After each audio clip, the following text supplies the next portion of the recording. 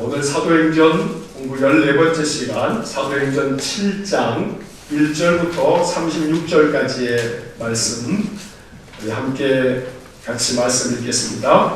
대제사장이 이르되 이것이 사실이냐? 스데반이 이르되 여러분 부형들이여 들으소서. 우리 조상 아브라함이 하란에 있기 전 메소포타미아에 있을 때에 영광의 하나님이 그에게 보여 이르시되 내 고향과 친척을 떠나 내가 내게 보일 땅으로 가라 하시니, 아브라함이 갈대아 사람의 땅을 떠나 하란에 거하다가 그의 아버지가 죽음에 하나님이 그를 거기서 너희 지금 사는 이 땅으로 옮기셨느니라.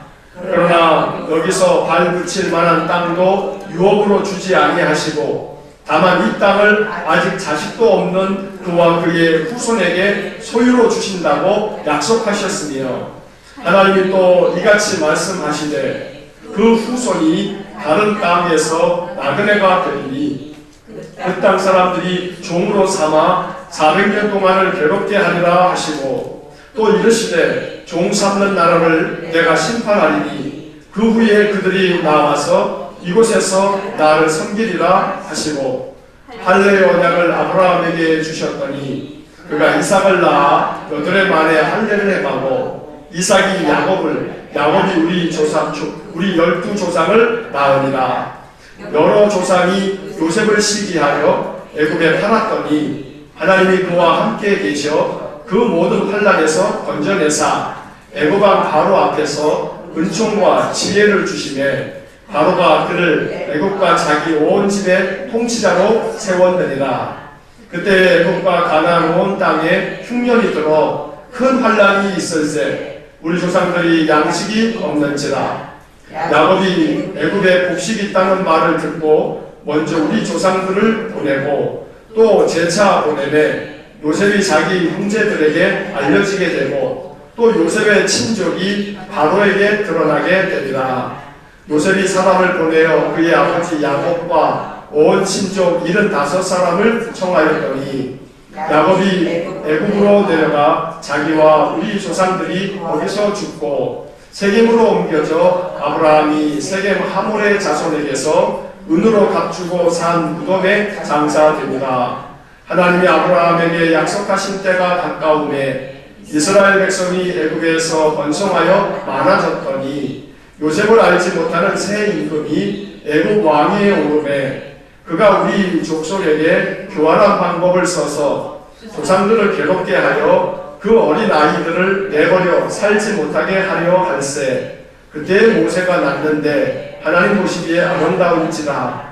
그의 아버지의 집에서 3달 동안 빌리더니 버려진 후에 바로의 딸이 그를 데려다가 자기 아들로 기르매, 모세가 애굽 사람의 모든 지혜를 배워 그의 말과 하는 일들이 능하더라.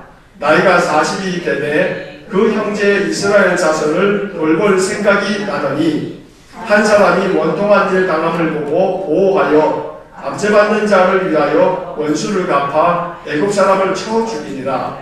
그는 그의 형제들이 하나님께서 자기의 손을 통하여 구원해 주시는 것을 깨달으리라고 생각하였으나 그들이 깨닫지 못하였더라. 이튿날 이스라엘 사람끼리 싸울 때에 모세가 와서 화해시키려 하여 이르되 너희는 형제인데 어찌 서로 해치느냐 하니, 그 동물을 해치는 사람이 모세를 밀어뜨려 이르되 누가 너를 관리와 재판장으로 우리 위에 세웠느냐?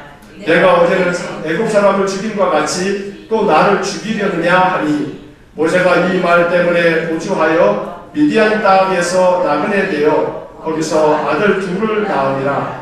40년이 참에 천사가 시내산 광야 가시나무 떨기 불꽃 가운데서 그에게 보이거늘, 모세가 그 광경을 보고 놀랍게 여겨 알아보려고 가까이 가니 주의 소리가 있어 나는 내 조상의 하나님 즉 아브라함과 이삭과 야곱의 하나님이라 하신대, 모세가 무서워 감히 바라보지 못하더라. 주께서 이르시되 내 발에 신을 벗으라. 내가 서 있는 곳은 거룩한 땅이니라. 내 백성이 애굽에서 괴로움 받음을 내가 확실히 보고 그 탄식하는 소리를 듣고 그들을 구원하려고 내려왔느니, 이제 내가 너를 애굽으로 보내리라 하시니라. 그들의 말이 누가 너를 관리와 재판장으로 세웠느냐 하며 거절하던 그 모세를 하나님은 가시나무 떨기 가운데서 보이던 천사의 손으로 관리와 속량하는 자로서 보내셨으니 이 사람이 백성을 인도하여 나오게 하고 애국과 홍해와 광야에서 40년간 기사와 표적을 행하였느니라. 아멘. 길게 읽었습니다. 7장이 아주 매우 길죠.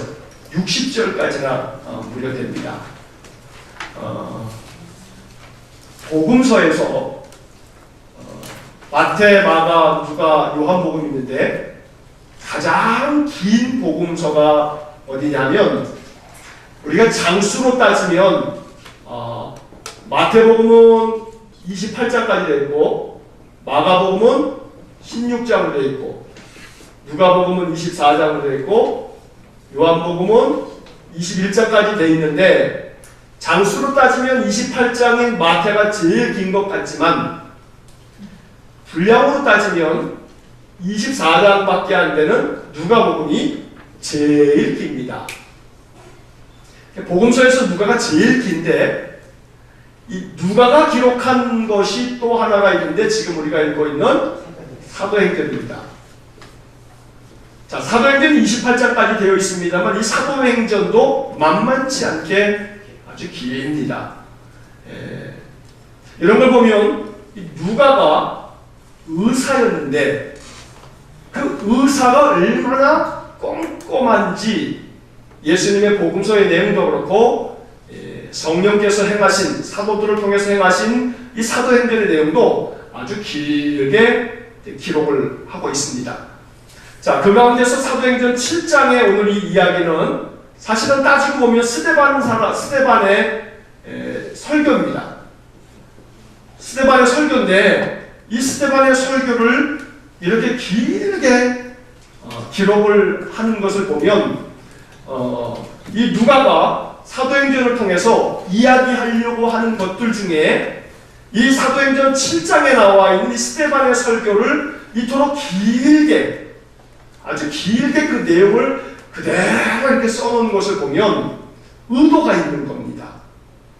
그 의도는 바로 이 누가가 사도행전 7장을 통해서 기독교라고 하는 것이 예수를 따르는 이 그리스도교 예수님 당시에 예수님 돌아가시고 부활 승천하신 다음에 교회가 시작되어지면서 이 예루살렘 첫 번째 교회가 시작될 때 바로 지금 스데반이 붙잡혀간 곳이 산헤드린 공회였는데 산헤드린 공회는 여전히 예수 그리스도 예수의 부활을 믿을 수가 없는 거고 예수의 부활을 전하는 자들은 다 그 제자들을 붙잡아다가 감옥에 가두고 있는 거거든요. 자, 그런 상황에서 누가는 이 사도행전의 스데반의 설교를 통해서 예수 그리스도가 바로 구세주다라고 하는 것을 아주 매우 길게 설명을 하는데 그런데 그 예수 그리스도를 바로 너희들이 죽였다라는 베드로의 설교를 다시 한번 강조를 하면서 결코 이 예수 그리스도 기독교가 구약에 나오는 구약의 율법을 무시하거나 어기는 것이 아니고 이 구약의 모든 율법의 말씀들이 그리스도교, 기독교, 예수 그리스도를 통해서 완성되었다 라고 하는 얘기를 이 스데반의 설교를 통해서 아주 논리정연하게 이야기를 해가고 있습니다. 그러니까 구약 성경 전체 가운데서도 아주 구약의 핵심적인 그런 사항들을 아주 핵심을 요약을 하는데 스데반 설교가 아주 탁월하게 구약 성경의 가장 중심을 요약을 하면서 그 중심의 구약 성경의 가장 중요한 것들을 요약하고 이것을 누구와 연결 짓느냐면 예수 그리스도와 연결을 지으면서 복음을 전하고 있는 겁니다. 자, 스데반의 직분이 뭐냐면 집사입니다. 근데 집사인 스데반이 구약 성경 전체를 얼마나 기가 막히게 일목요연하게 논리정연하게 이게 설명을 하고 있는지 이 사도행전 7장을 보게 되면 야, 참 스데반이 잘 훈련되었구나, 말씀의 사람이구나 라고 하는 것을 우리가 엿볼 수가 있습니다. 자, 문제들을 좀 보시면서 한번 그 내용을 한번 살펴보겠습니다. 자, 첫 번째 질문을 보시게 되면 동해에 잡혀온 스데반은 거짓 증인들의 주장에 대항하여 매우 논리정연하게 반박을 하였습니다. 모세를 모독하는 말을 하는 것을 들었다라고 하는 주장들이었는데, 자, 이 주장들을 반박하기 위해서 스데반은 율법서의 첫 번째 책인 창세기의 내용을 매우 정확하게 전함으로 결코 모세를 모독하지 않았음을 증명해 보입니다. 자, 스데반이 전한 창세기의 핵심 내용을 우리가 몇 가지 질문을 통해서 보는데, 자, 첫 번째 내용 보시면 아브라함이 메소포타미아에 있을 때 영광의 하나님께서 그에게 이르신 말씀은 무엇이었나요? 자, 7장 3절을 보시면 아브라함이 메소포타미아, 이 메소포타미아는 지금으로 얘기하면요, 이란, 이라크, 뭐 이쪽 중동 지역입니다. 자, 이 옛날 페르시아 땅, 바벨론 땅, 바로 그 메소포타미아, 갈대아 우르라고 부르는 이 메소포타미아 땅에서 하나님께서 아브라함에게 나타나셔서 아브라함에게 말씀하시기를, 자, 7장 3절을 보게 되면 이르시되 내 고향과 친척을 떠나 내가 내게 보일 땅으로 가라. 자, 이렇게 하나님께서 말씀하셨습니다. 자, 고향 친척을 떠나 내가 너에게 보일 땅으로 가라. 그 땅이 어디였냐면 가나안 땅이었죠. 가나안 땅으로 가라. 결국 이것을 모세에게 말씀을 하셨습니다. 자, 그런데 모세가 가나안 땅으로 바로 갔어요, 안 갔어요? 사실은 간 걸로 우리가 알고 있지만 가다가 중간에 멈췄어요. 어디서 멈췄냐면 4절 말씀을 보시면, 자, 아브라함이 갈대아 사람의 땅을 떠나, 이 메소포타미아 지역입니다. 거기를 원래 살던 고향을 떠나 어디로 갔냐면 하란에 거하다가 중간에 하란에서 멈췄습니다. 그리고 그 하란에서 자기 아버지 데라가 죽을 때까지 거기에 있었습니다. 거기서 살았습니다. 그리고 하나님이 그를 거기서 너희 지금 사는 이 땅으로 옮기셨느니라, 이렇게 말씀을 하고 있습니다. 자, 하나님이 명하신 땅으로 가라 했는데 아브라함이 가다가 중간에 하란에서 멈추어서 거기서 자기 아버지 데라가 죽을 때까지 있다가 결국은 다시금 하나님 명령을, 두 번째 명령을 받고 가나안 땅으로 내려오게 됩니다. 자, 그런데 하나님이 이렇게 명령하셔서 하나님 명령을 받고 찾아온 가나안 땅이었는데, 두 번째 질문은, 자, 그 당시 아브라함의 형편은 어떠했으며 하나님은 아브라함에게 무엇을 주셨나요? 자, 5절 말씀 한번 같이 읽어보겠습니다. 그러나 여기서 발 붙일 만한 땅도 유업으로 주지 아니하시고 다만 이 땅을 아직 자식도 없는 그와 그의 후손에게 소유로 주신다고 약속하셨으며. 자, 하나님께서 아브라함에게 주신 게 뭐냐면 참 어처구니 없게도 엄청나게 먼 저 중동 땅에서 팔레스타인 땅까지 왔는데, 너의 본토 친척 아비집을 떠나 내가 너에게 지시할 땅으로 가라 해서 왔는데, 떡하니 와봤더니 왔으면 그 땅을, 자, 여기 다 네 땅이다, 다 가져라 라고 해야 하는데 땅을 줬어요, 안 줬어요? 5절 말씀해 보니까 여기서 발 붙일 만한 땅도 유업으로 주지 않았다. 땅도 주지 않고, 그러면서 또 더 어처구니 없는 것은 땅도 주지 않으면서 다만 이 땅을 아직 자식도 없는 바로 그 아브라함에게 너와 너의 후손에게 이 땅을 주겠다. 이게 얼마나 허망한 일인지 몰라요. 정말로 고생해가지고 저 고향을 떠나서 그 땅으로 가라 해서 땅에 딱 왔는데 발 붙일 땅도 주지 않으면서 자식도 없는데 내가 너와 너의 자손들에게 이 땅을 주겠다라고 이야기를 했단 말이에요. 자, 5절 맨 마지막에 보면 바로 이것을 뭐라고 표현하고 있냐면 하나님께서 아브라함에게 주신 게 결국은 뭐예요? 땅 줬어요? 안 줬어요? 안 줬어요. 발붙일 땅도 유업으로 주지 않았어요. 그 아브라함에게 주신 게 뭐예요? 맨 끝에 무슨 단어가 나와요? 뭘 주셨다고요?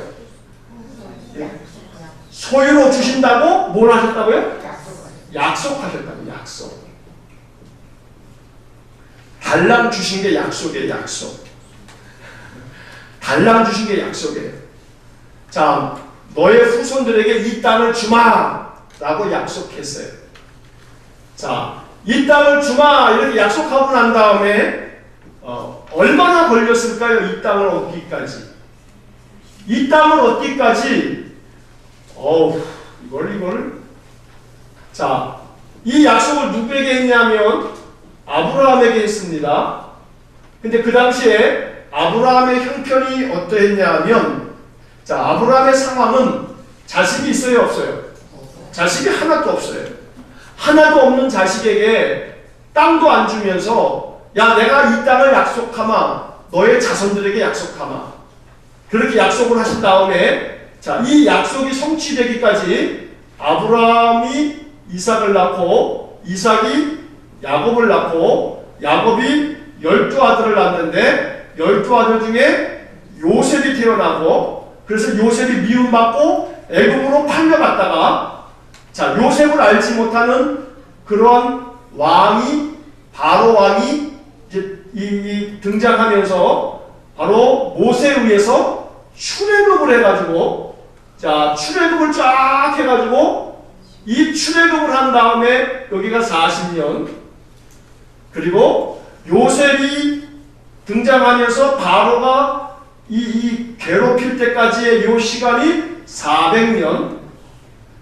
자, 여기서 한 대, 두 대, 세 대까지 걸쳤으니까 적어도 그저 30년씩만 치더라도 30년, 60년, 90년, 적어도 한 100년, 100년은 넘는, 최소 100년은 넘는 그런 세월이 지난 다음에 야곱의 자식들이 12형제, 이 요셉 빼고 11형제들이 이 팔레스타인 땅에 조금 살다가 애굽으로 내려갔을 때 70여 명, 사도행전에서는 75명이라고 되어 있지만 이건 좀 이 스테반이 조금 착각을 했던 것 같고 구약 성경대로 한 70여 명이 내려갔는데 이 70여 명이 400년 지난 다음에 요 당시 출애굽할 때 장정만 60만 명, 남자만 60만 명, 여자와 아동들을 포함하게 되면 적어도 한 200만 명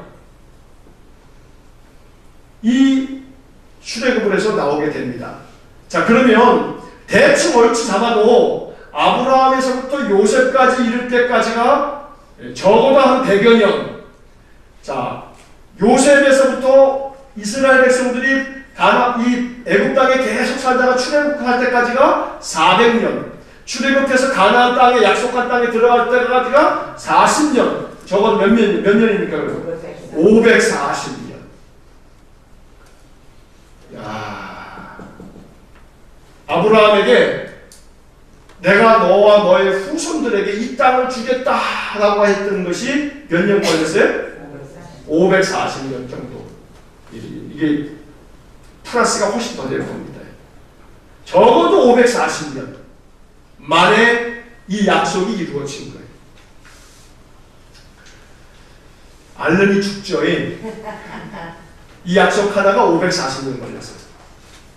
자, 그런데 이렇게 540년 걸렸던 이 나라가 세월이 한참 지나가지고 예수님 시대에 이스라엘 나라가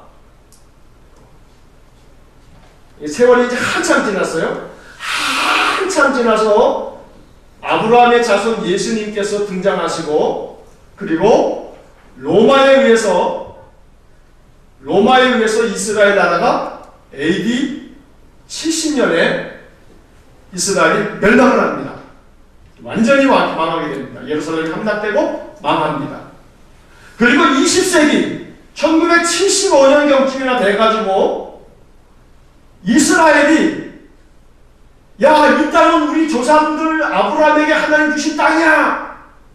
그래가지고 7일 전쟁으로 팔레스타인에 있었던 모든 아랍인들을 다 쫓아내버리고, 그리고 여기는 우리 땅이야. 그래가지고 이스라엘이 독립한 것이 거의 1970여 년 되니까 몇 년 지났냐면 1900년이 지난 다음에 요놈들이, 유대인들이 이 땅 우리 땅이야, 하나님 주신 땅이야 하고서 이 가나안 땅을 다 아랍인들, 물론 이 가자 지구는 팔레스타인 사람들이 아직 있지만 이 주요 예루살렘을 비롯하여 주요 거점들은 다 이스라엘 사람들이 1900여 년 만에 그 땅을 다시 약속한 땅이라고 차지해버렸단 말이에요.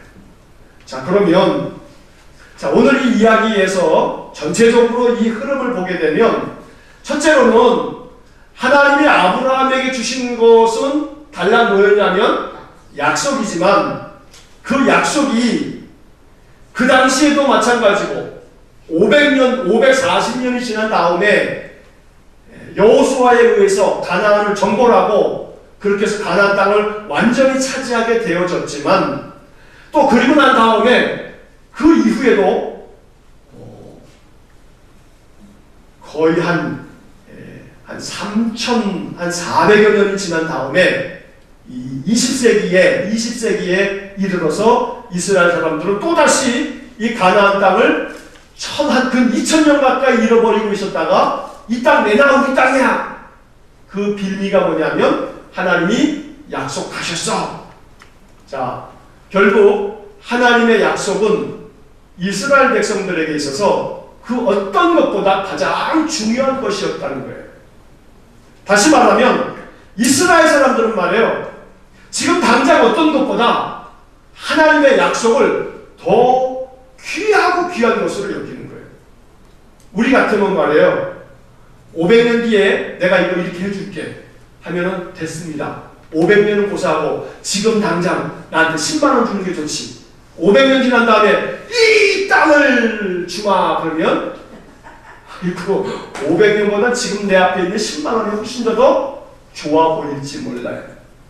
그러나 이스라엘 백성들에게 있어서는 이 아브라함은 하나님의 약속을 더 귀하게 여기고 그 약속을 붙잡은 사람이었다라고 하는 것이 구약 성경에서 흐르는 매우 중요한 약속에 대한 자상이에요. 그래서 오늘 우리들이 이 본문을 읽어가면서 하나님께서 아브라함에게 약속해 주셨다. 근데 그 약속이 6절 말씀에 보면 하나님이 또 이같이 말씀하시되 그 후손이 다른 땅에서 나그네가 되리니 그 땅 사람들이 종으로 삼아 400년 동안을 괴롭게 하리라 하시고, 또 이르시되 종 삼는 나라가 다시 나라를 내가 심판하리니 그 후에 그들이 나와서 이곳에서 나를 섬기리라 하시고. 자, 여기서 또 한 가지 이제 중요한 것은 뭐냐면, 이렇게 하나님이 아브라함에게 약속을 하시고 그 약속이 이루어질 때까지 이렇게 400년이 지나고 거의 500여 년이 훨씬 지난 다음에 이루어지는 동안에, 그동안에 이스라엘 백성들이 어떤 세월을 겪어야만 했냐 하면 6절 말씀에 보면 다른 땅에서 너희가 뭐가 된다고 그랬어요? 나그네가 될 거다. 나그네가 될 거다. 그리고 그 땅 사람들이 너희를 뭐로 삼는다고요? 종으로 삼을 거다. 나그네, 종. 자, 이 표현이 어떤 표현이냐 하면 약속이 성취되기까지는 많은 인생에 시련이 있을 거다. 나그네와 같이 정처 없이 떠도는 인생이 될 거고, 심지어는 종이 돼서 많은 고난과 역경을 겪을 거다. 그렇지만 이 세월이 다 지난 다음에 하나님께서 그 약속을 성취하실 것이다. 이것이 바로 스데반 설교를 통해서 우리에게 주시는 중요한 메시지인 것입니다. 자, 세 번째 질문이 지금 이제 말씀드렸던 내용들을 다 얘기하고 있는 건데, 하나님께서 아브라함에게 약속하신 것이 이루어지기까지 많은 시간과 많은 시련을 통과해야만 했습니다. 얼마만큼의 시간이 걸렸으며 어떤 시련이 있었나요? 지금 말씀드린 겁니다. 거의 한 500여 년이 훨씬 넘는 세월 동안에 어떤 시련이 있었냐면 나그네 같은 인생, 종이 돼서 살아가야 했던 그런 삶, 이런 많은 시련을 다 겪어내는 과정이 다 지나가고 난 다음에 약속이 성취되었다라고 하는 겁니다. 자, 그러면 그 약속을 버릴 것인가? 아니, 약속을 계속 붙잡고 있는 사람. 자, 그러면 4번 질문을 보시면 이제 왜 하나님은 약속을 즉각 이루어 주시지 않고 많은 시간과 많은 연단을 겪게 하시는 것일까? 약속하셨으면 야, 아브라함아, 내가 너와 너의 후손들에게 이 땅을 주마. 그러면 적어도 그냥 아무리 길어도 한 5년, 10년, 아이고 10년도 좀 길죠. 10년만 기다려라. 내가 10년 뒤 이루어지마. 그럼 10년 동안에 우리는 다 그냥 잊어버릴지도 모르고 그럴 거예요. 그런데 그렇게 좀 금방 약속하셨으면 그 약속한 그 기한이 우리가 어느 정도 기다릴 수 있을 정도여야지 말이에요. 500년이 지난 다음에 바다의 모래와 같이 200만이나 되는 달랑 아브라함이 이 요셉이 이를 때까지, 요셉의 당대까지만 하더라도 기껏 해봐야 한 70여 명, 80여 명도 안 되는 자손을 줬으면서 아브라함에게 뭐라고 약속했냐면 너의 자손들이, 이삭을 통해서 나온 자식들이 바다의 모래와 같을 거고 하늘의 별과 같이 많을 거다. 이렇게 말씀하셨단 말이에요. 근데 여태까지 한 100여 년이 지난 다음에도 꼴랑 몇 명이냐면 80명도 안 되는 사람들. 그게 뭘 바다의 모래란 말이에요. 그러니까 100년이 지났는데도 불구하고 한 100여 명도 안 되는 자손을 줬으면서 바다의 모래와 같이 너의 자손을 그렇게 창대하게 할 거다. 이거 창대할 때까지는 적어도 한 200만도 무슨 바다의 모래겠어요. 그런데 하나님께서는 그렇게 긴 세월을 약속하시더란 말이에요. 너무나 약속이 길어요. 너무나 약속이 길어요. 그러니까 이 약속을 우리가 계속 신뢰하고 믿는다라고 하는 것이 이게 쉬운 일이 아니에요. 누가 나에게 내가 당신한테 10억을 주겠소. 내가 약속하오. 근데 10억을 주겠다라고 하는 것은 약속을 했는데 기한을 정확하게 딱 얘기 안 했어요. 언제 줄 건데요? 아, 내가 약속할게. 언제 줄 건데요? 아, 약속한다니까. 내 약속을 믿으라고. 10억을 줄게 진짜로. 언제 줄 건데요? 아, 그건 묻지 말고 그냥 믿어. 그러면 얼마큼 기다릴 수 있겠어요? 에이, 쓴뻥 같은 거. 540년 후에 10억 준다 그러면 여러분 540년? 어이쿠, 살 수도 없는 540년 우리가 말이에요. 근데 기한도 정해주지 않고 너의 후손들을 언제까지 몇 명을 주겠다라고 하는 것도 아니고, 그러니까 하나님의 약속이 우리가 볼 때는 얼마나 엉성한지 몰라요. 구체적이지도 않고 매우 엉성하게 두루뭉실하게 바다의 모래와 같이, 그것도 언제까지도 아니고, 그러니까 이 약속이 믿음직스러워요? 믿음직스럽지 않아요? 그 상황에서만 보면 별로 믿음직스럽지가 않아요. 그렇죠. 그런데 그게 참 순종하길 바라는데 그 순종이 말이에요. 정확하게 딱 부러지게 몇 날, 몇 월, 며칠에 내가 너희들에게 이거를 이렇게 약속하마 라고 하면 그나마 좀 난데, 사람의 약속이라고 하는 것이 기한도 없이 그냥 대충 약속한 것처럼 느껴진단 말이에요. 그러니까 순종하기가 쉬울까요? 어려울까요? 어려워요. 순종하기가 참 어려워요. 하나님의 약속을 우리가 약속하신 대로 믿는다라고 하는 것이 쉬운 것 같지만 진짜 어려운 거예요. 그러니까 그 약속을 믿으려면 우리는 정말로 하나님 믿지 않으면 하나님 약속을 무시해버릴 수가 있어요. 이 스데반의 설교의 요점은 뭐냐면 너희들이 하나님이 약속하셔서 오신 메시아를 너희들이 죽였다 이거예요. 하나님 구약 성경을 통해서 너희들에게 메시아를 보내주겠다 약속했는데, 하나님은 역시 마찬가지로 메시아를 보내주겠다라고 하는 약속을 언제, 어디에서, 누구를 통해 메시아가 날 거다 라고 하는 얘기를 확실하게 해주시지는 않으셨던 거예요. 그러니까 예수 그리스도가 왔어도 이게 메시아라고 보이기보다는 이게 순 엉터리 같은 사기꾼이라고 생각하고 자기들의 기득권을 아주 위협한 존재라고 여기니까 이 사내들인 공예는 예수를 죽이기로 그렇게 결의를 하고 죽였단 말이에요. 그러니까 이 스데반이 구약 성경의 이야기를 다시금 되짚어 보면서 이야기를 하는 것을 가만히 보다 보면 하나님이 아브라함에게 약속하셨다. 근데 그 약속이 지금 우리의 눈으로 보더라도 매우 엉성한 것 같은 그런 느낌이 들지만, 그러나 하나님의 이 약속을 믿는 사람을 통해서만 하나님은 하나님의 구원의 역사를 이루셨다라고 말하는 거예요.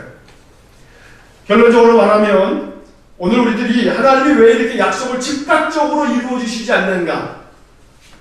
하나님 즉각적으로 약속을 이루어 주면요, 이 사람들이 하나님을 진짜 믿는 것 같지만요, 그건 하나님 믿는 게 아니에요. 하나님 믿는 게 아니고 하나님 이 양손에 들려져 있는 선물 보따리를 믿는 거예요. 요거 바라보고 있는 거예요. 하나님의 손에 들려져 있는 그 응답의 보따리가 중요한 것이지 하나님 중요한 게 아니에요. 초점을 어디에 맞춰야 되냐면 하나님께 맞춰야 되는 거예요. 우리가 이 약속이 말이에요, 매우 엉성한 것처럼 보이지만 엉성하기 때문에 기약도 없이 언제까지 어떻게 하겠다라고 하는 약속이 없을 때 결국은 하나님을 신뢰하지 않으면 이 약속을 붙들 수가 없어요. 그러니까 철저하게 약속을 믿는다라고 하는 것은 결국은 약속하신 사람을 믿는 거란 말이에요. 사람과의 관계도 마찬가지예요. 내가 어떤 사람을, 그 사람을 진짜로 믿으면 그 사람이 한 약속을 파수로 매주를 쓴다고 해도 믿는단 말이에요. 그 사람을 진짜로 믿으면 그 사람이 파수로 매주를 쓴다고 해도 믿는단 말이에요. 결국은 약속의 내용이 뭐냐라고 하는 것, 약속이 정말 확실하냐라고 하는 것, 계약서가 진짜 꼼꼼하게 잘 써져 있느냐, 이게 중요한 것이 아니라 약속하신 분에 대한 진짜 신뢰가 있느냐, 바로 이것이 약속에 있어서는 더 중요하다라고 하는 거죠. 그러니 이 스데반의 설교를 우리가 이제 읽으면서 이 초반부에서 우리가 이 말씀은 우리들에게 이것을 묻고 있는 거예요. 하나님을 진짜로 믿는가? 약속하신 하나님을 진짜로 믿는가?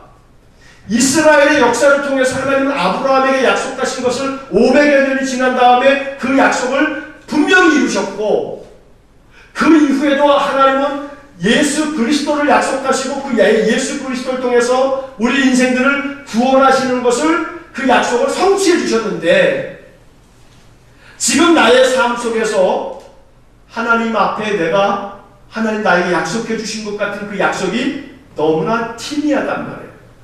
이게 잘 보이지 않아요. 느낄 수가 없는 거예요. 성경에 나오는 많은 약속들이 어떤 약속이냐면 임마누엘 약속이에요. 하나님 우리와 함께 계시다. 하나님이 우리와 함께 계신다고 약속하셨어요. 이거는 성경의 가장 중요한 약속 중에 약속이에요. 근데 그 약속이 이게 참 엉성해요. 내가 너와 함께 하겠다. 근데 그 하나님 나와 함께 계시겠다는 게 느껴져요? 안 느껴져요? 잘 안 느껴져요. 잘 안 느껴져요. 하나님 나와 함께 계신다라고 하는 이 약속이 내 마음속에 아주 확실히 된다면, 확고하게 믿어지면 마음에 근심과 걱정, 염려할 필요가 있어요, 없어요? 사실은 없죠.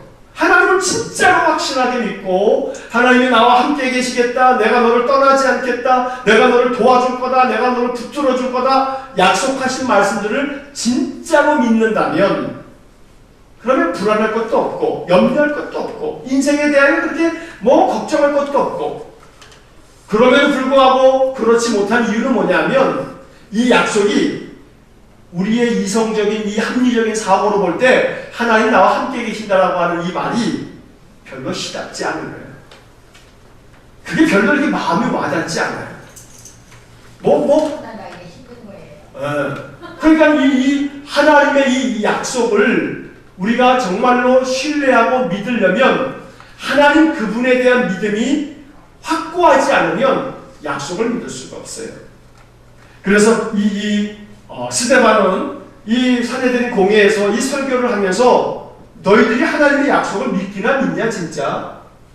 너희들이 하나님의 약속을 진짜 아브라함처럼 믿었다면 구약의 그 모세와 또 구약 성경 전체가 이야기하고 있는 그 약속의 주님, 메시아, 바로 그 예수 그리스도를 그 약속의 선물로 주신 그 예수님을 너희들이 믿었을 건데 너희들은 아브라함, 너희 조상이 믿었던 그 약속을 너희들은 믿고 있지 않아 라고 이야기하고 있는 거예요.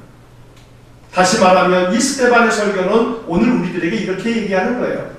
너희들이 믿는다고 앉아는 있지만 구약 성경에서 성경 전체에서 하나님이 우리와 함께 계신다라고 하는 얘기를 그것이 약속이라고 늘 들어왔지만 들을 때뿐이고 그 약속을 신뢰하지 못하는 것을 보면 너희들은 나를 진짜 믿는 게 아니야 라고 스데반은 우리에게 이야기하고 있는 거죠.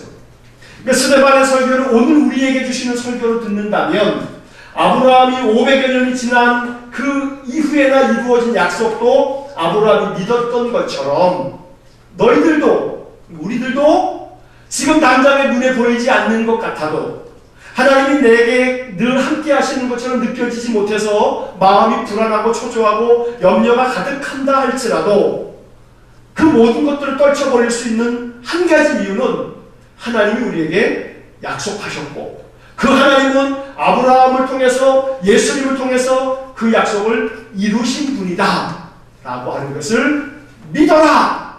이게 스데반의 설교입니다. 오늘 우리가 이 사도행전 7장을 통해서 스데반의 설교 가운데 다른 건 다 있더라도 약속을 믿어라. 아브라함처럼 약속을 믿어라 라고 하는 이 메시지를 마음 깊이 들을 수 있기를 간절히 축원합니다. 자, 그 뒷페이지에 보시게 되면 다섯 번째 질문을 한번 보시면 아브라함 이후 이삭과 야곱을 거친 후 요셉의 시대에 이르자 형제들이 요셉을 애굽에 팔았습니다. 하지만 하나님께서는 요셉과 함께 계셔서 그를 그 모든 환난에서 건져내셨고 약속을 이루시기 위해 요셉을 애굽의 총리로 세우셨습니다. 그때 흉년이 들어 큰 환난이 찾아왔지만 이것이 오히려 요셉의 가족들이 애굽에서 요셉을 만나는 계기가 되었고 요셉의 온 가족이 구원을 얻게 되었습니다. 자, 요셉의 이야기를 통하여 우리는 어떤 교훈을 얻을 수 있습니까? 자, 로마서 8장 28절의 말씀 아주 유명한 말씀이죠. 한번 찾아보시겠습니다. 로마서 8장 28절의 말씀입니다.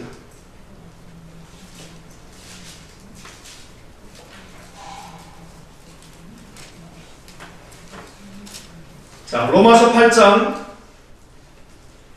28절의 말씀 우리 다 같이 한 목소리로 같이 함께 읽겠습니다. 우리가 알거니와 하나님을 사랑하는 자 곧 그의 뜻대로 부르심을 입은 자들에게는 모든 것이 합력하여 선을 이루느니라. 너무나 잘 아는 말씀이에요. 이 말씀을 오늘 이 스데반의 설교에 이 말씀을 적용해서 우리가 이 창세기의 이야기를 정리하고 있는 이 스데반의 설교를 통해서 로마서 8장 28절의 말씀을 믿음으로 깊이 고백할 수 있기를 간절히 축원합니다. 자, 요셉이 결국은 애굽으로 팔려갔습니다. 그리고 팔려가서 그가 결국 하나님이 그와 함께 하셔서 그가 형통한 자가 되어서 애굽의 총리가 됩니다. 이 총리가 되는 것을 계기로 해서 그가 총리가 되었을 때 흉년이 들어서 그 7년 동안의 흉년 동안에 이 야곱의 식구들이 먹을 것을 얻기 위해서 애굽으로 내려갔다가 요셉을 만나게 됩니다. 자, 이런 모든 과정을 통해서 하나님께서 하신 일은 뭐냐면 이 로마서 8장 28절에 말하고 있는 것처럼 우리가 알거니와 하나님을 사랑하는 자 곧 그의 뜻대로 부르심을 입은 자들에게는 모든 것이 합력하여 뭐가 된다고요? 선이 된단 말이에요.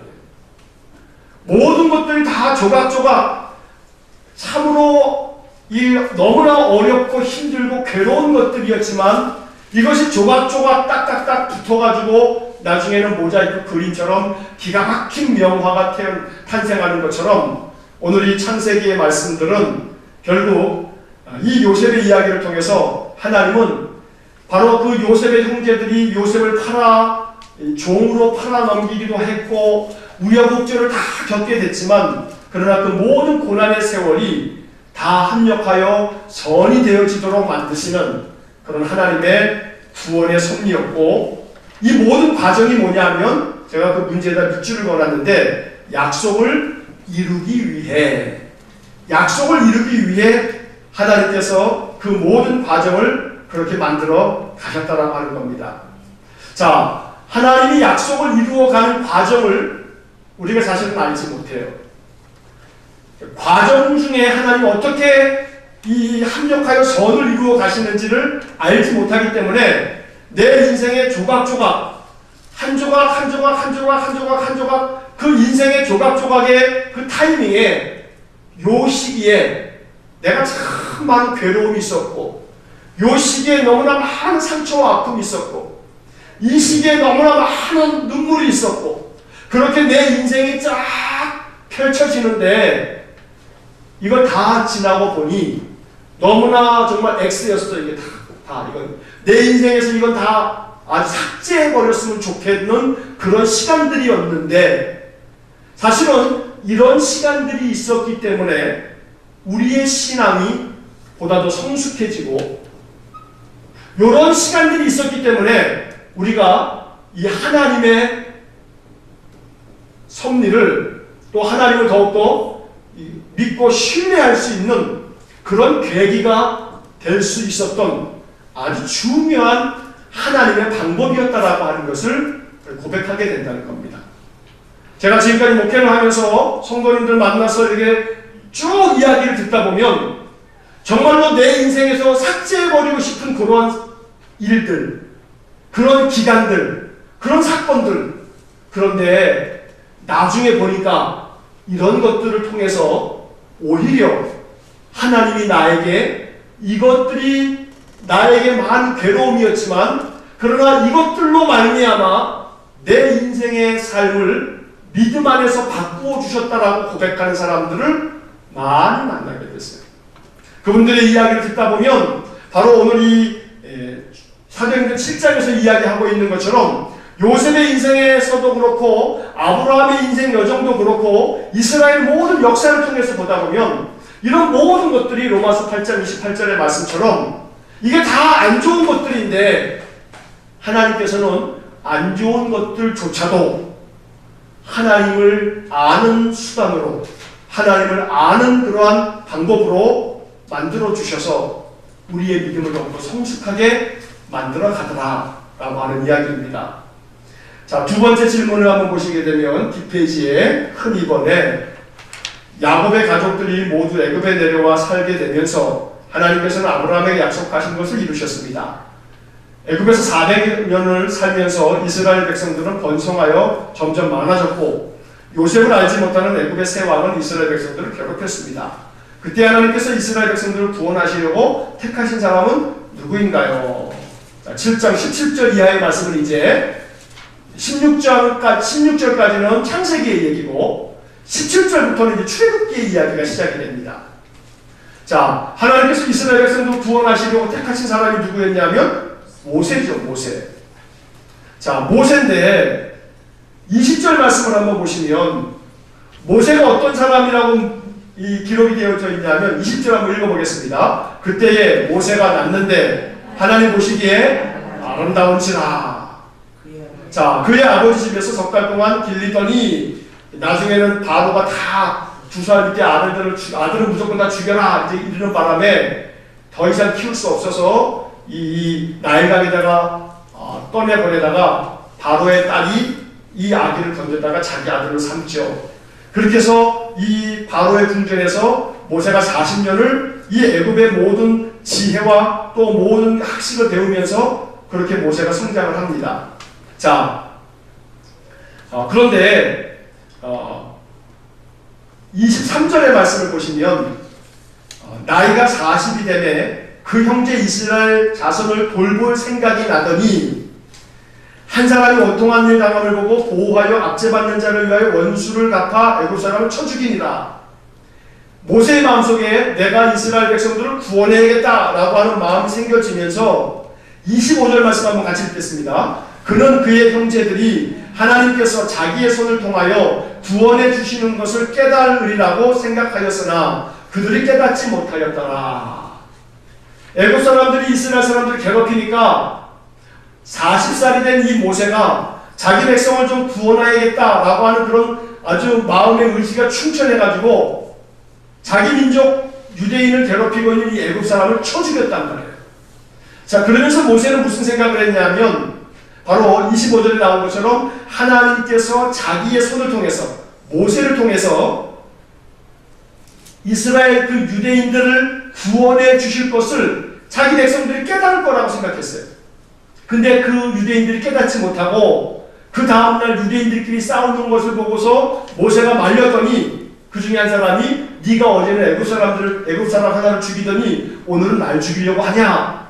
그래서 자기가 애굽 사람을 죽였다라고 하는 것이 발각이 되면서 이 모세가 미디안 땅으로 도망을 가게 되죠. 자, 브리트문의 3번 질문을 보시면 모세는 하나님께서 자기의 손을 통하여 이스라엘 백성들을 구원해 주실 것을 깨달았지만 이것은 순탄하지 않았습니다. 모세는 미디안 땅에서 나그네 생활을 해야 했습니다. 하나님께서는 모세를 미디안 땅에서 몇 년 만에 부르셨나요? 자, 40의 나이에 이스라엘 백성들을 구원해 내려고 했다가 미디안으로 도망을 간 다음에 그 다음에 몇 년이 지났냐면 30절 말씀 한번 읽어보겠습니다. 40년이 차매 천사가 시내산 광야 가시나무 떨기 불꽃 가운데서 그에게 보이거늘. 몇 년이 지났어요? 40년이 지났어요. 40년 동안의 모세는 광야에서 뭐가 됐냐 하면 29절에 뭐라고 되어 있냐면 모세가 이 말 때문에 도주하여 미디안 땅에서 뭐가 돼요? 나그네 돼요. 나그네 돼요. 자, 우리가 아까 말씀에서 그 앞부분에서 6절 말씀에서 그 후손이 다른 땅에서 뭐가 된다고요? 나그네가 되리니 400년 동안의 이스라엘 사람들이 이 애굽 땅에서 나그네 세월을 살았어요. 그래서 모세가 40살에 자기 민족을 구원하려고 했는데 하나님께서 다시금 모세를 미디안 땅으로 미디안 광야로 보내가지고 거기서 40년 동안에 어떻게 지내게 했냐면 나그네가 되게끔 만들었어요. 떠돌이 신세가 돼버린 거예요. 자, 40년이 지난 다음에 모세를 부르셨어요. 그리고 난 다음에 마지막 4번 질문을 보시면 하나님께서는 모세를 세워 이스라엘 백성들을 애굽에서 나오게 하셨습니다. 하지만 이건 역시 순탄하지 않았습니다. 이스라엘 백성들은 애굽에서 나와 가나안 땅에 들어갈 때까지 몇 년을 광야에서 보내야 했나요? 36절 말씀 한번 읽어보겠습니다. 이 사람이 백성을 인도하여 나오게 하고 애굽과 홍해와 광야에서 40년간 기사와 표적을 행하였느니라. 광야에서 몇 년이 걸린 거예요? 40년 걸렸어요. 자, 그러면 모세가 이스라엘 백성들을 구원하려고 했던 처음에는 그의 나이가 40살이었는데 40살이었는데 하나님께서는 아주 힘이 제일 셌을 때 가장 힘이 왕성했던 그 40세 때 모세가 자기 백성을 구원하려고 했지만 아니야. 그거 아니야. 그리고서 미디안 광야로 보내서 이 사막 광야에서 몇 년을 살게끔 해요? 40년을 살게끔 해요. 40년을 보내게 하고 모세의 나이가 몇 살이에요?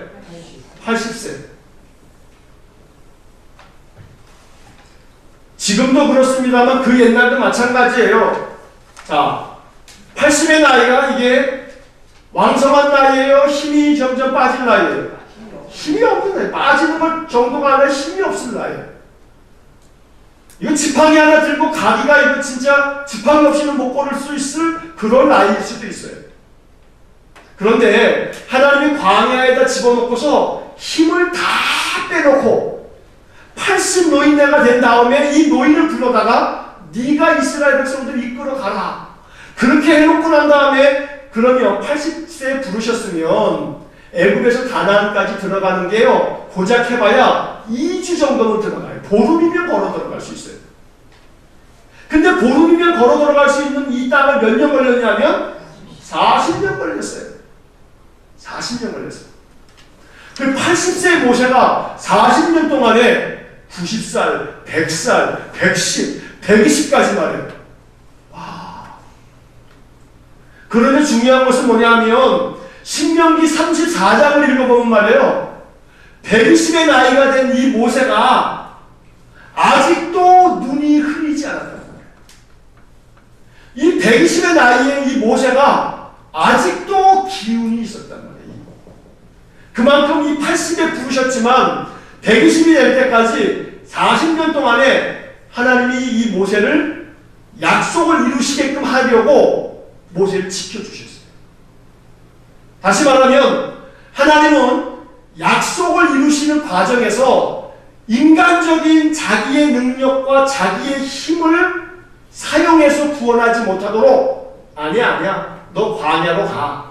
광야에서 40년 보낸 다음에 인간적으로 보면 이제는 은퇴하고 아무것도 할 일이 없을 나이에 부른 다음에 그 다음서부터 80세부터 120세까지 40년 동안에 하나님의 힘을 불어넣어 주셔가지고 약속을 이루도록 만드시더라는 말이에요. 결국 하나님의 약속은 인간의 힘으로 하는 게 아니고 하나님의 은혜로 하는 겁니다. 하나님의 약속은 하나님의 힘으로 하나님의 방법으로 하나님의 은혜로 이루어 가시는 것이지 우리의 힘이나 우리의 능력을 의지하시지 않는단 말이에요. 우리가 아무리 잘나도 나는 네가 잘났기 때문에 쓰는 게 아니고 네가 나를 신뢰하고 나를 믿기 때문에 널 쓰는 거야 라고 말씀하신단 말이에요. 오늘 우리들이 이 말씀을 마음속에 주님의 음성으로 들으면서 이 스데반의 설교를 통해서 비록 나의 인생의 삶 왕성하고 정말로 아주 잘 나가던 시대가 있었는지 몰라도 지금은 내 인생의 삶 황혼기요 아무것도 할 수 없는 것 같은 그런 나이였을지 모르지만 하나님은 80의 나이에 모세를 부르셔서 120의 나이에 그의 생명을 부르실 때까지 그 사명을 40년 동안 감당하도록 모세의 인간적인 능력이 아닌 하나님의 은혜를 부어주셔서 그의 사명을 감당하게 만들더라 이 말입니다. 자, 여기에 오늘 이 저녁에도 우리 김영희 권사님하고 김익행 권사님 두 분만 그래도 80을 넘으셨어요. 80이 넘으셔서도 수요일 날도 이렇게 딱 나오셔서 예배의 사명을 감당하시는데 이게 쉬운 일이 아니에요. 80이 넘으셔서도 이 수요일 날에도 나오셔서 이 예배를 지키는 것이요. 이게 나도 80까지 하나님 넘겨서까지 내 생명을 주시면 나도 너끈히 할 수 있지 라고 생각하시지만 이게 사실 쉬운 일이 아니에요. 하나님이 은혜를 주시고 하나님이 힘을 주시고 하나님께서 그 안에 믿음을 주셔서 가능한 일인 줄로 분명히 믿습니다. 하나님께서 우리 김혜영 권사님, 김익행 권사님에게 더 큰 은혜를 주셔서 정말로 하나님의 힘이 더 충만해지기를 원하고 우리 건강을 주셨잖아요. 그러니까 말이에요. 그런 건강을 주신단 말이에요. 하나님이 주시는 힘으로 감당하는 것이죠. 자, 마찬가지로 나의 인생의 삶 아직 80이 이르지 않았는데 모세는 몇 살 때 불렀다고요? 80에 불렀어요. 하나님이 일 시키겠다고 80에 불렀단 말이에요. 그러면 하나님이 아직도 나를 부르실 찬스가 아직도 많이 남아있다. 나는 아직도 하나님으로부터 부름받아 하나님의 사명 감당할 찬스가 아직도 많이 남아있다 이 말이에요. 내가 뭘 해? 내가 좋은 시절 타진 않는데, 내가 젊은 시절 타진 않는데 내가 뭘 할 수 있겠어? 하나님은 내가 뭘 할 수 있다라고 하는 것을 다 무장해제시킨 다음에 나는 아무것도 할 수 있는 게 없는데요? 라고 할 그때 내가 주의 힘으로 해 라고 하시면서 모세를 이렇게 부르시는 줄로 분명히 믿습니다. 그럼에도 불구하고 이렇게 부른 모세를 이스라엘 백성들은 계속해서 모세를 향하여서 네가 도대체 누구길래 그래서 오늘 본문의 말씀에 27절 말씀을 한번 보시겠습니다. 27절 말씀입니다. 같이 읽겠습니다. 그 동물을 해치는 사람이 모세를 밀어뜨려 이르되 누가 너를 관리와 재판장으로 우리 위에 세웠느냐? 옛날에는 그랬어요. 누가 너를 우리의 관리로 재판장으로 세웠냐? 이렇게 해서 모세가 미디안으로 도망간 거거든요. 자, 그런데 35절을 한번 마지막으로 읽겠습니다. 35절입니다. 그들의 말이 누가 너를 관리와 재판장으로 세웠느냐 하며 거절하던 그 모세를 하나님은 가시나무 뻘기 가운데서 보이던 천사의 손으로 관리와 속량하는 자로 보내셨으니. 사람들은 누가 너를 우리의 관리로 또 재판장으로 세웠냐? 이렇게 물을 때에 누가 모세를 관리와 이 속량하는 자로 세웠다고요? 하나님입니다. 하나님. 천사의 손으로 모세를 그렇게 세웠다라고 말하고 있는 겁니다. 오늘 하나님께서 천사의 손으로 우리를 하나님의 사람으로, 하나님 나라 일꾼으로, 하나님 교회의 믿음의 사람으로, 기도의 사람으로, 기도의 사명자로 우리를 세워주시기를 간절히 축원합니다. 그래서 하나님이 택하시고 하나님이 사용하시고자 하신다면 80이 아니라 그 이상이라 할지라도 하나님의 손에 붙들리면 하나님의 일을 능히 감당할 수 있을 줄로 분명히 믿습니다. 오늘 우리가 이 스데반의 설교의 36절까지의 이야기를 읽으면서 우리들의 마음속에 약속이 더디 이루어지고 약속이 매우 구체적이지 않은 것 같아서 매우 희미해서 약속이 의심스러울 때 낙담하지 말고 약속 자체보다도 약속하신 하나님을 신뢰함으로 하나님은 반드시 약속을 이루어 주시는 분이시다. 하나님 그 약속을 이루시기 위해서 우리 인생 중에 많은 시련을 겪게끔 만드시지만 그러나 시련과 연단을 다 통과한 후에 하나님 그 약속을 성취하심으로 우리가 하나님만을 의지하게 만드신다 라고 하는 사실을 오늘 본문의 말씀을 통해서 우리의 마음속에 교훈으로 삼고 더욱더 하나님 약속을 굳게 붙잡는 믿음의 삶을 살아가실 수 있기를 주의 이름으로 간절히 축원합니다. 이 시간에 우리 한번 잠시 한두 가지만 기도하겠습니다. 전능하신 하나님 아버지, 오늘도 이 밤에 사도행전 7장의 말씀을 읽고 이 말씀 속에서 하나님의 약속을 다시금 생각합니다. 아브라함에게 하신 약속을 이루시는 과정에 얼마나 긴 세월이 걸렸으며 그 약속이 성취될 때까지 얼마나 많은 시련과 역경과 고난의 세월들이 있었는지 우리 너무나 잘 압니다. 스데반의 설교를 통해서 다시 하나님의 약속을 되새기면서 우리들의 마음속에 아브라함같이 하나님의 약속을 신뢰하고 그 약속을 믿는 믿음을 주옵소서.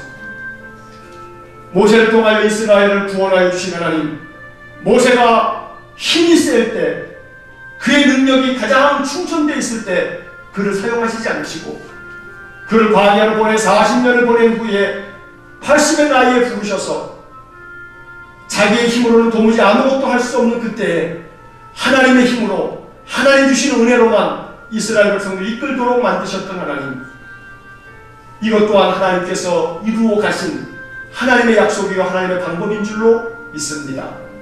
우리의 삶에서 내 힘으로 감당하려고 했지만 이룰 수 없는 것들, 이제는 내 힘으로 할 것이 아니라 하나님의 은혜의 손에 맡기고 하나님을 신뢰하면서 인생의 삶을 하나님과 함께 동행하며 사는 저희 모두가 되게 하여 주옵소서. 하나님의 은혜로 살기 원합니다. 하나님의 능력으로 살기를 원합니다. 하나님의 약속을 붙잡고 살기를 원합니다. 언제나 우리 믿음의 사람들을 약속의 사람으로 늘 삼아 주옵소서. 이제는 우리 주 예수 그리스도의 은혜와 하나님 아버지의 극진하신 사랑과 성령의 감동하시고 교통하시고 역사하시니 주님의 약속을 확신하며 이 약속이 내 삶에 이루어질 줄로 믿고 믿음으로 평강을 누리기를 소원하는 머리 숙인 믿음의 사람들 위해 영원토록 함께 하시길 축원하옵나이다. 아멘.